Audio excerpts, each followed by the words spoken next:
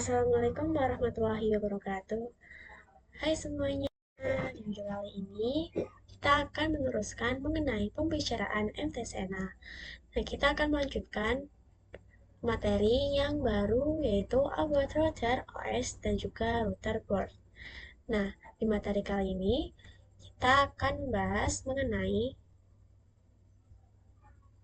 Nah, di sini kita akan membahas mengenai yang pertama, router OS dan juga router board, yang kedua, router OS features, yang ketiga, router board name, yang keempat, router board type, yang kelima, arsitektur router board. Nah, oke teman-teman, dan materi pertama kita akan membahas mengenai router OS dan juga router board. Nah, oke teman-teman, kita akan membahas mengenai mikrotik router OS. Nah, pada video sebelumnya kita telah bahas ya teman-teman bahwa mikrotik sendiri itu dibagi menjadi dua, yaitu dibentuk secara software dan juga hardware. Nah, di sini kita bisa lihat pada slide sebelumnya ya teman-teman. Nah, di mikrotik sendiri ini kita dibagi menjadi dua ya teman-teman. Jika menggunakan router OS itu berarti menggunakan software, dan sedangkan motherboard itu atau perangkat fisiknya itu dinamakan atau masuk ke dalam hardware-nya ya teman-teman. Nah, perangkat fisiknya itu atau perangkat kelasnya. Nah, kita bisa kembali lagi yang tadi ya teman-teman. Nah, oke, jadi teman-teman sudah jelas ya bahwa mikrotik itu dibagi menjadi dua, ada mikrotik router OS dan juga mikrotik router board. Nah, untuk mikrotik router OS ini, kenapa sih harus diinstal di PC? Untuk OS-nya, karena ketika kita install di PC, kita dapat melakukan custom ya teman-teman. Dapat di custom karena kita akan install di PC. Misalnya prosesornya itu berapa, nah, ataupun hard disknya itu berapa atau lain sebagainya. Nah, sedangkan untuk motherboard itu tidak bisa ya teman-teman. Nah, di sini untuk jenis produk pada mikrotik itu banyak sekali ya teman-teman. Nah, kita akan coba ya teman-teman, kita bisa share dulu ke Google-nya.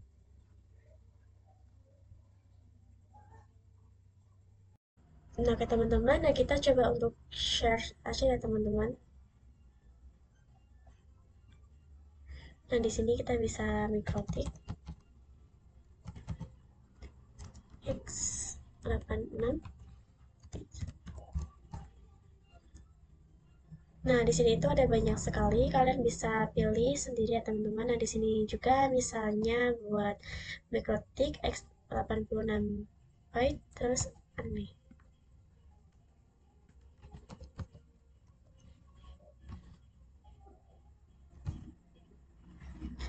Nah, ini juga ada ya teman-teman, kalian bisa mencarinya.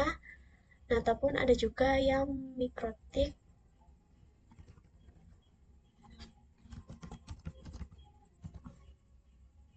Nah, di sini juga ada ya teman-teman. Nah, ada juga untuk yang Mikrotik, yaitu Mikrotik Ogama.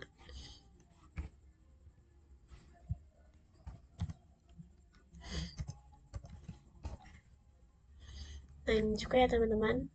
Nah, kalian dapat cari sendiri ya teman-teman di bagian ini. Nah, untuk standarnya, standar operating system itu berbasis Zen, tapi itu dapat disesuaikan dengan kebutuhan kalian masing-masing ya teman-teman. Nah, di sini kita lanjut saja untuk router board-nya teman-teman. Untuk router board-nya teman-teman, nah di sini ketika tadi itu mikrotik router OS, nah kita lanjut untuk mikrotik router board-nya. Nah, di sini ada build ya teman-teman, built-in hardware, yaitu board itu dibuat untuk menjalankan sistem operasi router OS. Nah, jadi router board itu mengarahkan ke perangkat fisiknya ya teman-teman. Nah, jadi sudah tahu bahwa mikrotik itu banyaknya fitur-fiturnya. Nah, jadi skala fitur pada mikrotik itu bisa tersedia atau tergabung dalam satu perangkat saja, ataupun bisa juga memiliki perangkat pecah-pecahannya ya teman-teman. Nah, dapat dipecah-pecah. Nah, jadi router board itu bisa digunakan untuk menjalankan sistem router OS-nya. Nah, di sini segala fitur itu bisa terdapat pada satu perangkat ataupun dapat dibentuk khusus sesuai kategorinya ya teman-teman. Nah, jadi ketika kalian ingin menggunakan yang lebih simpel itu, kalian dapat menggunakan mikrotik yang router board-nya saja ya teman-teman. Karena di dalam itu sudah include, sudah terinclude ya teman-teman. router OS-nya. Sedangkan untuk router OS-nya itu ketika kalian memiliki mikrotik router OS, itu maka kalian dapat di custom terlebih dahulu ya teman-teman. Nah, jadi terdapat kekurangan dan juga ada kelebihannya ya teman-teman. Kita bisa search aja untuk mikrotik yang perangkatnya terpisah, jadi tidak di dalam satu perangkat. Nah, di sini kita bisa share ke Google. Kita coba cari untuk.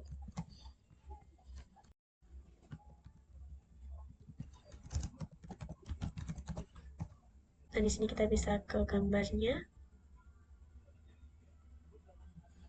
Nah, ke teman-teman, jadi dia itu tidak membebani router. Nah, jadi dipecah lagi dengan perangkat tersendiri. Nah, yang dikhususkan sesuai kategorinya ya teman-teman. Nah, jadi seperti itu ya teman-teman. Nanti kita akan bahas lebih lanjutnya lagi. Nah, ke teman-teman, dan materi kedua kita akan membahas mengenai router OS features. Nah, jadi apa saja yang ada di router OS itu fitur-fiturnya. Nah, jadi di sini untuk Mikrotik sendiri, fiturnya itu tidak hanya router saja, tetapi ada banyak ya teman-teman. Nah, di sini itu ada wireless network, ada routing, ada firewall, ada NAT, ada QoS, point-to-point tunneling, user management, dan tools. Nah, jadi di antara fitur-fitur ini tertanam dapat pada satu perangkat atau bisa dipecah menjadi perangkat yang berfokus.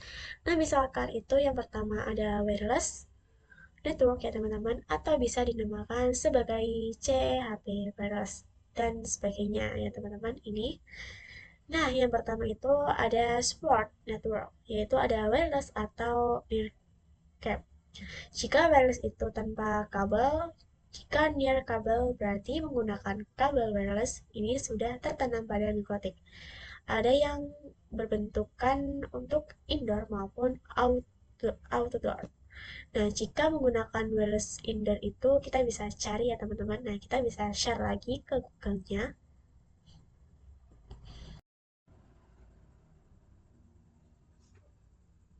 Nah, di sini kita bisa cari yaitu cap mikrotik. Nah, jadi seperti ini ya teman-teman. Digunakan untuk indoor. Nah, sedangkan untuk yang outdoor-nya itu ada point to point dan juga ada point to multi point. Nah, itu sendiri itu ada beberapa contohnya teman-teman. Nah, di sini itu ada juga yang namanya.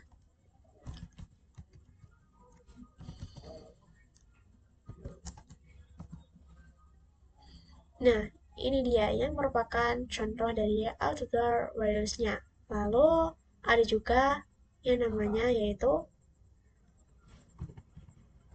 LHG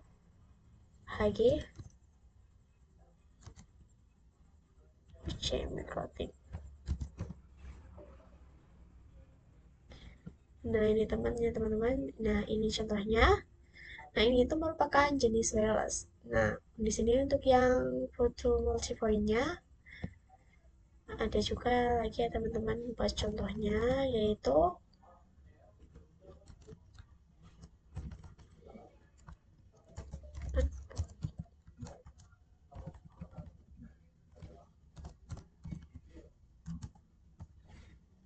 Nah, ini ya teman-teman merupakan contoh dari yang point to multipoint. Ada juga yaitu.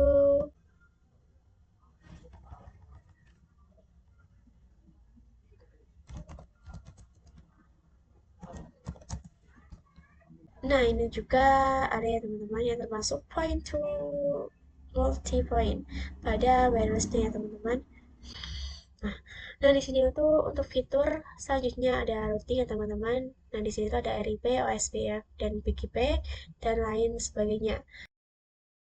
Tahu ya bahwa routing itu dapat dibagi menjadi dua, bisa routing statik atau routing dinamik atau DHCP ya teman-teman. Nah, untuk dinamik itu bisa disebut dengan OSPF ya teman-teman, dan lain-lain sebagainya. Nah, ada juga untuk firewall dan juga NAT. Nah, ada fully custom dan Linux based. Nah, di sini itu farewell dan net itu kita bahas dulu ya teman-teman. Untuk farewell yang dapat digunakan untuk misalnya memblokir website ya teman-teman, atau mengatasi serangan internal dari blockers dan juga lain sebagainya. Sedangkan untuk NAT itu untuk mentransit IP ya teman-teman. Untuk fitur selanjutnya yaitu ada QoS atau bandwidth management. Nah, ini itu mengatur berapa sih bandwidth-nya ya teman-teman. Nah, setelah itu ada point to point running. Nah, di sini itu terdapat PPTP, PPoE, SSTP dan lain sebagainya. Nah, biasanya point to point itu ini biasanya digunakan untuk meremote ya teman-teman melalui SSH. Nah, di sini itu juga ada fitur selanjutnya yaitu user management. Nah, di sini itu terdapat DHCP atau proxy. Dan biasanya itu agar dapat IP-nya itu digunakan ya teman-teman secara otomatis proxy-nya. Nah, misalnya contohnya itu web proxy. Nah, di sini juga ada hotspot atau radius. Nah, jika hotspot ini misalnya ada klien yang connect, itu dapat kita berikan portal autentikasinya atau user passwordnya. Nah, untuk radius dan lain sebagainya ini, dan di sini itu juga ada torch ya teman-teman, atau bandwidth, torch, mchipping, dan lain sebagainya. Nah, jika dapat digunakan untuk uji coba ya teman-teman. Nah, untuk fitur-fiturnya kalian dapat buka di link website ini ya teman-teman. Oke teman-teman, dan materi ketiga kita akan membahas mengenai router port-nya. Nah, jadi di sini untuk pengkategorian nama pada perangkat router port ini, mikrotik itu dibedakan menjadi 3 kategori. Pertama itu berdasarkan simbol name-nya, lalu ada juga berdasarkan kata atau word ya teman-teman, dan juga expressional naming. Nah, kita akan bahas untuk simbolnya terlebih dahulu. Nah, di sini untuk simbol name itu dibagi menjadi 3 ya teman-teman.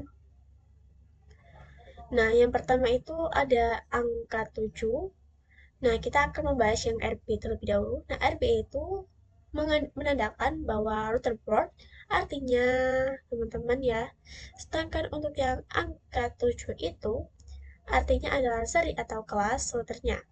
Lalu untuk angka 5 itu untuk jumlah port internetnya atau untuk angka 1 ini itu artinya adalah jumlah slot mini pada PC-nya ya teman-teman atau wireless-nya. Nah, sedangkan untuk pengkategorian berdasarkan kata atau word itu biasanya kata omnitic, growth, excartic, dan lain sebagainya ya teman-teman.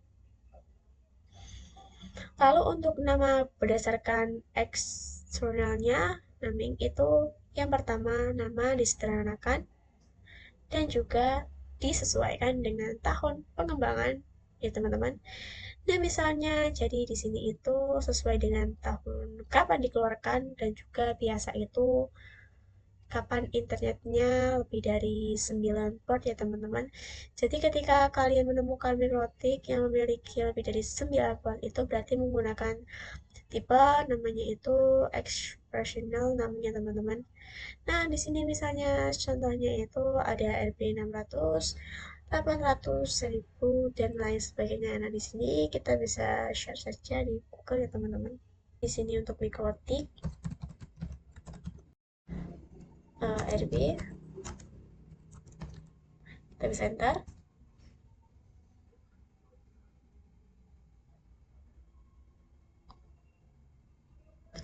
Nah, oke teman-teman, nah di sini tuh kalian bisa cari, lalu ada juga untuk mikrotik yang RB 2000 ya teman-teman.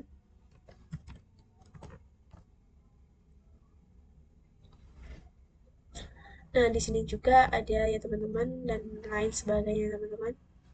Teman-teman, dan di sini kita akan lanjut mengenai router type-nya ya teman-teman.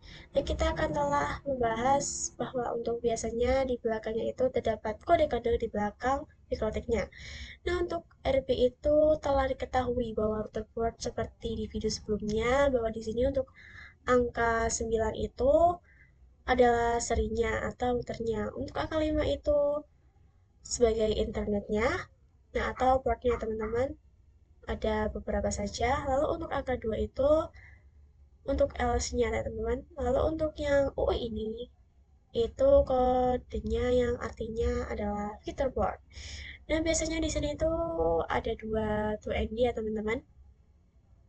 Yang biasanya yaitu yang 05, AC atau lain sebagainya. Nah, ada juga yang TC. Nah, di sini itu kalian bisa baca sendiri di kodenya ya teman-teman. Nah, oke teman-teman, dan materi kelima kita akan membahas mengenai arsitektur motherboard. Nah, jadi ya pada arsitektur antara motherboard dengan PC itu berbeda. Nah, di sini untuk arsitektur motherboard itu ada banyak sekali ya teman-teman. Misalnya ada SMPs, tile, PPC, ARM, dan lain sebagainya. Untuk arsitektur motherboard ini dibedakan berdasarkan jenis atau kinerja prosesornya teman-teman. Lalu software untuk OS-nya itu untuk setiap arsitektur itu berbeda. Jika kalian ingin lebih lengkap lagi untuk arsitektur motherboard, kalian bisa mengunjungi website ini ya teman-teman. Nah, oke teman-teman, di materi kali ini sudah selesai. Sampai jumpa lagi di materi selanjutnya. Mohon maaf apabila ada salah kata. Wassalamualaikum warahmatullahi wabarakatuh. Audio Jungle.